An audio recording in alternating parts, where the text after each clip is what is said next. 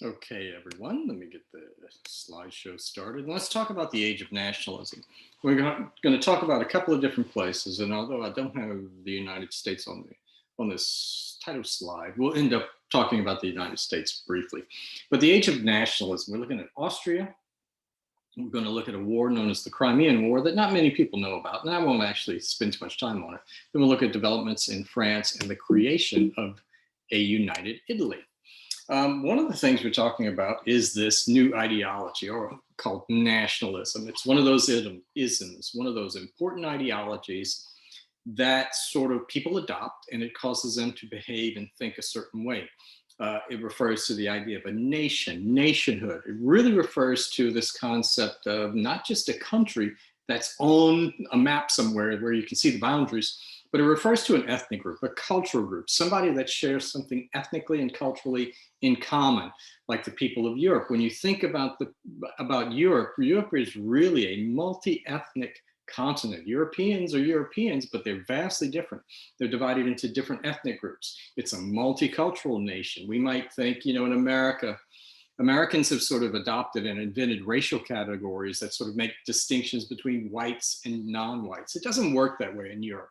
And 95% of the world doesn't actually follow American racial designations. So a nation refers to a group of people: Germans, Italians, Hungarians. Remember, Hungarians are not Italians, they are Hungarians. They have their own history, they have their own heroes, they have their own language, they have their own culture and customs, those sorts of things. They have their own music that's different from, say, Germans or from Slovaks or from Romanians. So you have all these different little groups in Europe. And by the way, remember, they don't especially get along with each other. Some of them live in empires, multi-ethnic empires, and some of them don't even have their own countries just yet. But they all tend to see themselves as unique and different. And some sort of develop ideas of ethnic and racial superiority that come out of this. But one of the goals of nationalists, whether they're Hungarian nationalists, Italian nationalists, or German nationalists, it's not just like patriotism in America, where you cheer for the US in the Olympics or a World Cup soccer team or something. You look for a different nation, that one that is the embodiment of your people, your culture, and the uniqueness that your people are endowed with. And a number of these people say, why should we live in these multi-ethnic places, multi-ethnic empires or kingdoms? We should have our own nations. And so that's going to lead to a bit of bloodshed later on. So let's look at the Austrian Empire, Austro-Hungarian Empire. You can see Austria and Hungary are the two dominant ethnic groups, but there are a whole bunch of different ethnic groups within the Austrian Empire. It managed to come out of the 1848 revolutions, which almost separated Austria and Hungary from each other and almost created new countries. But with the help of Russia, Austria survives as an empire. So this relationship between Austria and Russia, at one point is sort of beneficial to each power, but then they're going to go their separate ways, as we see in the 19th century, and ultimately become combatants in World War I that breaks out in 1914. A couple of things going on at this time is below Austria is the Ottoman Empire. Ottoman Empire is called the sick man of Europe. It is an empire in decline. It was once one of the most powerful empires that sort of straddled Europe and Asia.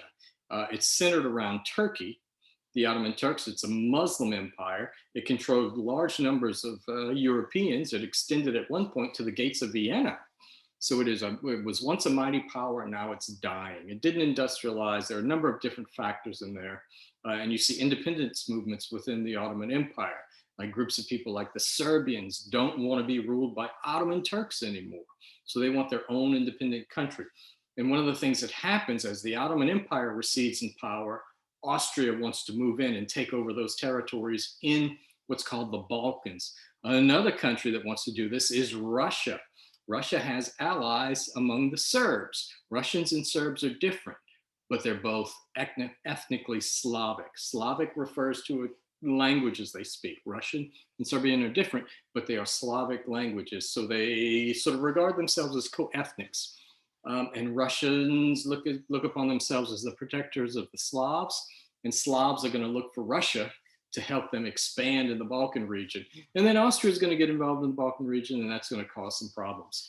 But let's look at a war that breaks out. The Russians supported Austria in 1848, but Austria is going to turn on them in something known as the Crimean War. And this is when Russia begins to turn on the Austrians as well and sort of support independence claim for all these little ethnic groups within Austria. Austria itself is going to have a lot to deal with in the 19th century. It's got to deal with Russia, it's got to deal with Prussia, and it's got to deal with independence movements among all these people. If you look at the Austrian Empire, here it is. Here's Austria right here, Vienna, the capital. Here's Hungary. That's just two groups. Within this Austrian Empire, you have Germans up here, Sudeten Germans, Bohemia and Prague. That's where the Czechs live. Over here, you have Slovaks. Over here, you have Poles. You have Slovenes. You have Romanians over here. You have Serbians and Croatians over here. You've got all kinds of different people. So what happens is Austria is going to be beset by some internal problems and some external problems. But back to the Crimean War and what it does for Russia and what it does for other countries in Europe, but particularly Russia. Russia is an expansionist power. And as I said, it wants to extend its influence into the Balkan region. And it invades a place known as, well, let's just call it Romania today. We don't have to confuse you with certain titles at that time. It invades what's modern day Romania. And it's going to go to war with Turkey. The Turks are going to declare war on Russia because Russia invades part of what the Ottomans claimed. And also there's another issue going on. There's an issue of protecting the rights of pilgrims who travel to the Holy Land, which is run by the Ottoman Empire. Who gets to protect them? Well, the Russians. These are Orthodox Christians, a different version of Christianity than the West, claim the right to do this. The French, no, we want the right. We want that right to protect Catholics and other Christians who travel to the Holy Land. So there's a religious issue involved. There's a military issue with invasion and there are religious differences. And all of a sudden the Crimean War is going to break out and it's over here. This is the Crimea. You can see the Ottoman Empire here, Austrian Empire there, Russian Empire. These are those territories, Moldavia and Wallachia, where Russia was trying to intervene. But you can see parts over here I talked about earlier, different groups of people like Bulgarians who are under the domination of the Ottoman Empire. They're later going to want independence. So you got all these little ethnic tensions in that part of the world. But the Crimean War does not go well for Russia. Russia, in fact, is opposed by most of the great powers of Western Europe. Now, Sardinia, Piedmont's not a great power. We'll get to that in a little bit when we talk about the unification of Italy. But Russia has lots of enemies. And those are powerful enemies. The West is industrialized. Russia is not industrialized. The West has a powerful navy. The West has an army that is equipped with the latest weapons produced through industrialization. The Russians don't have this, so they lose on the battlefield. One of the interesting things that goes on here, though, a couple of interesting things, is this is where the sort of modern nursing profession gets started. With Florence Nightingale, probably the most famous of the nurses. We'll see just after this is the Civil War. And Clara Barton in America is going to help with the nursing profession there. But Florence Nightingale helping wounded soldiers in the Crimean War. Well, the Russians are going to lose this. It's going to be a disaster for the Russians. Their Tsar, that is their emperor, dies. Their Caesar, Tsar is Caesar, emperor. He dies and he's replaced by Alexander II, a new Tsar, who comes to the conclusion that Russia is just too backwards to compete with the West. So Russia needs to make some reforms in order to become more competitive, to become more modern. Russia, by the way, is still under a system of having sort of kind of enslaved peoples. It's called serfdom. You got 22 million Russian serfs. That is people who are tied to the land, people whose families can be broken up and sold, so serfs can be bought and sold. So this distinction between serfdom and slavery is not great at times, although American slavery we'll look at has a racial component that Russian serfdom clearly does not have. So that's the major distinction. But Russia loses, and we'll get back to Russia in the ending of serfdom there. Now, what's France doing in all this time? France got involved in the Crimean War. France is on the winning side. France is run by this guy, Louis Napoleon, who decided to declare himself Napoleon III, declare France to be an empire. This would be the second empire. The first one was under Napoleon. This is Napoleon III. He's basically the sole ruler of France. There is a legislature, that is elected by manhood suffrage, universal manhood suffrage, but he's in charge. He's in charge of the legislature. They don't really do much, and he remains popular. So even though he rules as a dictator, it's a soft dictatorship. It's not a police state. He's the emperor who watches over France. So, they do some things. The trade unions are legalized. Workers appreciate that. Legislature gets to approve budgets. Some of the censorship that was initially in place gets relaxed. And what makes him especially popular is the economy of France is booming. France has a good economy under his rule. So when the economy is doing well, people tend to be happy. Even in this country, when the economy is doing well, people tend to like the political leaders, the government that's in place. Good economic times really benefits him. And he promotes economic development. They pump a lot of money into the economy. They promote state-sponsored banks so that money is available for businesses. They improve trade by building railroads to unite the country and to help with commerce and help with trade internally. Externally, foreign trade, they improve harbors. So he's making France sort of an economic, not necessarily a powerhouse, but a prominently economic or an economically powerful country. So France is going to industrialize more under Napoleon III. His biggest problems, which is going to lead to his downfall, are in foreign policy. And there he is. Look at that mustache, old Napoleon III, with a little pointy stuff going out on the edges. When is that? We need some hipsters or something to maybe embrace that. This is also the time period when Napoleon III has Paris demolished, get rid of all those old slums, old neighborhoods, and it's rebuilt by and designed by Baron Haussmann, where you have these nice wide boulevards, fresh water that's going to be brought into the city, new sewers, new areas for residents where they can go to all these nice little parks. And it becomes a beautiful, beautiful city. Paris is really amazing. If you get a chance, go. Be sure to go. Paris is great. And there's sort of a glimpse of the city that emerges, that becomes Paris, the Paris I know and love. There's the Champs-Élysées, one of those wide boulevards there with the Arc de Triomphe, and way down over here at the other end, you have the Louvre, that amazing art museum. Now let's look at Italy. And there's a map of Italy right there. You can see this is Italy, but there's no country called Italy. Instead, Italy is divided into different sort of independent political units, different states, different countries, if you want to think of them that way, where all these Italians live. In the south, you've got the Kingdom of the Two Sicilies. In the center, you've got the Papal States. You've got independent regions like Tuscany, Venetia, although not terribly independent, Modena, Romagna, Parma. And then you have this over here, the Kingdom of Sardinia, Piedmont. Here's Sardinia, here's Piedmont. And so Italy is a divided land, and there's a nationalist movement within Italy. And the nationalists within Italy want to create a united country called Italy. They want Italy to have a country just like France has a country and England has a country. So that's what they want to do. There are different types of nationalists. They differ on who should be the leader. Some want the Pope. Some want a full-fledged democracy. There are different varieties, but somebody has to create Italy, and it's this guy who's going to do it, Count Cavour. He is the prime minister, of the chief minister of the ruler of the Kingdom of Sardinia, Piedmont. And that king is Victor Emmanuel II. But the guy in charge who does everything is Count Cavour. He's really skilled. He promotes industrialization. He initiates a series of military reforms. Sardinia, Piedmont becomes wealthy and has a pretty good military. Now, one of the problems at that time is that Austria controls parts of northern Italy. He wants to kick out Austria. Austria is a mighty empire. It's just a small kingdom that he has. So he's going to get an ally to help him kick the Austrians out of northern Italy. And that ally is going to be none other than Napoleon III. So he enlists the support of Napoleon III in an effort to remove Austria from North Italian affairs, because he's trying to unite Italy under the rule of King Victor Emmanuel II of Sardinia, Piedmont. So he's the guy. He is the architect, Count Cavour, of Italian unification. And it starts with Sardinia, Piedmont.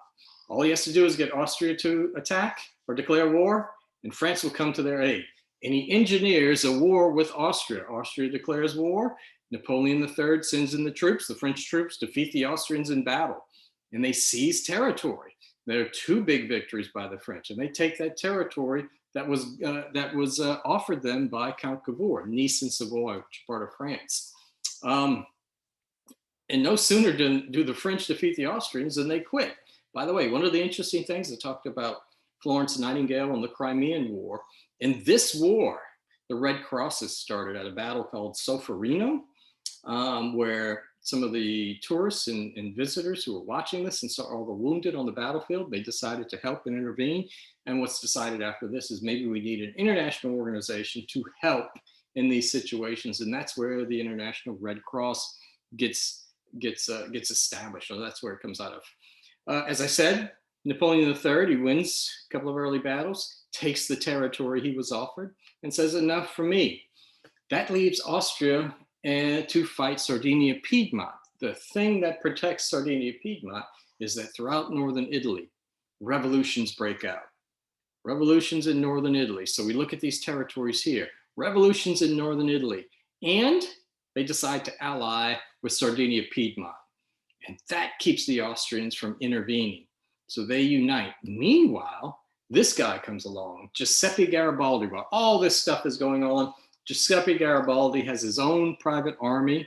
You can see he's got a red shirt on. They are red shirts. And he invades southern Italy, Sicily, and then on to the kingdom of the Sicily, and then on to the boot of Italy, where you have the kingdom of the two Sicilies that he's going to conquer and liberate. And then he decides to take his red shirts and march on Rome to move into the Papal States. And this is where Count Cavour intervenes to stop this, because the Pope is not too happy with what's going on. And the French regard themselves as protectors of the Pope. So if the Pope is attacked, the French might invade Italy and ruin Cavour's plans. So he races down to meet Garibaldi and tells him, you're not attacking Rome. And what Garibaldi does is turn over all the liberated territories to Count Cavour. And in 1861, a parliament convenes and Italy is created. Italy, you go back to ancient Rome, for instance, that was a city, Rome. Italy is not a country until 1861. It is a country that comes into being because of Count Cavour, but also Garibaldi in the south. But it's not all of what we think of Italy today. Venice or Venezia doesn't become part of Italy until 1866 in Rome, not until, and that date is wrong right there, 1871, not 77, 1871 when Rome becomes part of Italy, or 1870 really, but 1871 when it becomes official. So you have a new Italy on the map in 1861 and what we know of as Italy in 1871. Not everybody likes this. A number of liberals who wanted a democracy, a republic, were not happy that Italy was a constitutional monarchy with a king, Victor Emmanuel II. The Pope is not happy. Some people wanted the Pope in charge. The Pope doesn't want a united Italy. He doesn't like losing territory. There's a bit of, the Pope kind of hides in what later becomes the Vatican and refuses to recognize Italy. He's totally against all these movements that would be called modernism at that time, like reason, from the age of reason, doesn't support this notion of a separation of church and state, doesn't like having religious freedom for other Christians and other groups like that. So the Pope is opposed to the unification of Italy, but it happens. Italy is united. The Italians have a home now. There are distinct regions. Remember, throughout the history of Italy, it was a divided land. North and South is divided. The North is richer. The South is a lot poorer, high rates of illiteracy in the South. And what happens with a number of these Southern Italians is that they are on the move. They leave, they flee, they move to other lands, including America. Think about Italian communities in America. Most of those Italians came from Southern Italy. That's why we associate Italian food with tomato sauces, for instance. That's the basis of Southern Italy. Northern Italian food is a bit different, but it's the Southern Italians who came here and brought their culture and their cuisine here. And so here you see Italy, this new country of Italy. Remember, you don't get Venezia until 1866, and Rome itself until 1871 officially. Then the United States. What's going on in the United States? The United States is expanding. We saw the founding of the United States along the eastern seaboard, along the Atlantic coast, when those 13 colonies became the country of the United States, ultimately agreed to a constitution. The country's going to expand because there's a lot of land available, some of which is going to be taken from American Indians. There are some wars with American Indians, but but there's also vast empty places within America. Within America, it's a vast continent. So settlers move west, and when I mean move west, they move away from the East Coast, not out to California. That not just yet. That happens a little later. So they begin to move more and more into the interior, I should say, and Europeans. By the millions come to the United States because there's a lot of cheap land in the United States. And there are these big issues, manifest destiny. Americans have a right to take over all of America from one coast, the Atlantic coast, to the Pacific coast and rule that. There's this idea that Americans have a right to do this. It's part of our national destiny. And there's also this conflict that emerges because America has slavery. It legalizes slavery and the racism that's inherent in this system of slavery that emerges. And so what you have are a lot of problems, a lot of distinctions, differences that emerge between the free states, which are primarily in the North, and the slave states, which are primarily in the South, of course, plantation slavery in the South.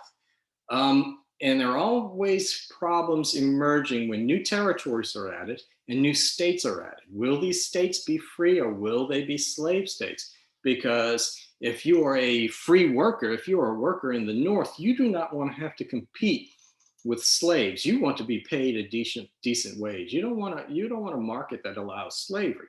And it's not like workers at that time aren't racist. They're just opposed to slavery. So it's this issue of free labor versus slave labor. It's a problem for decades, and during that time period, America expands, you move into the interior, America builds canals and railroads to connect these new territories and these new states and to promote commerce. The economy booms, but you still have this issue of slavery. And there are battles before the Civil War breaks out, like Bleeding Kansas, where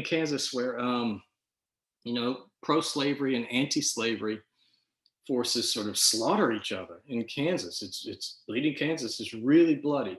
And ultimately, we'll end up with a civil war after Abraham Lincoln is elected. He's a Republican. He's called a Black Republican by Southerners. He's a Republican who is opposed to slavery, although he says he will allow slavery to exist where it is at that time, primarily in the South. That's not good enough for Southerners, and they secede. The South doesn't want to be part of the United States of America any longer, so they secede, form the Confederate States of America, and the Civil War emerges between the United States, the North, and the South, the Confederate States. Brutal civil war, over 600,000 dead, absolutely bloody civil war.